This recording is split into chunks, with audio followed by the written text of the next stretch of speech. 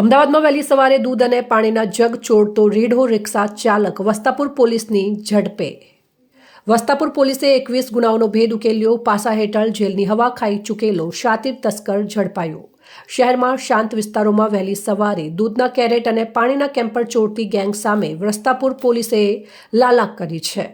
પીઆઈજીએમ ચૌધરીના માર્ગદર્શન હેઠળ સર્વેલન્સ સ્ક્વોડે એક રીઢા રિક્ષા ચાલકને દબોચી લઈ સોલા અને સરખેજ સહિતના વિસ્તારોના અનેક ગુનાઓનો પર્દાફાશ કર્યો છે.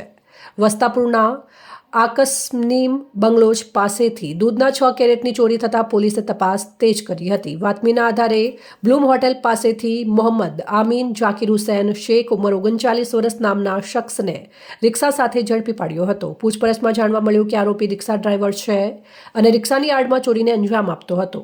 પોલીસે આરોપી પાસેથી કુલ ₹61,000નો મુદ્દામાલ કબજે કર્યો છે, જેમાં 90 નગ ઠંડા પાણીના જગ, 6 નગ દૂધના કેરેટ, ચોરીમાં વપરાયેલી ઓટો રિક્ષા. 21 ગુનાહિત ઇતિહાસ છે.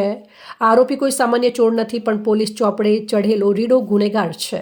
ભૂતકાળમાં સુરત, વડોદરા અને ભુજ ખાતે તેની સામે પાસા હેઠળ કડક પગલાં લેવામાં આવ્યા છે. વસ્તાપુર પોલીસે આ ધરપકડ સાથે વસ્તાપુર, સોલા અને સરખેજ પોલીસ સ્ટેશનમાં નોંધાયેલા ચોરીના ગુનાઓનો ભેદ ઉકેલી નાખ્યો છે.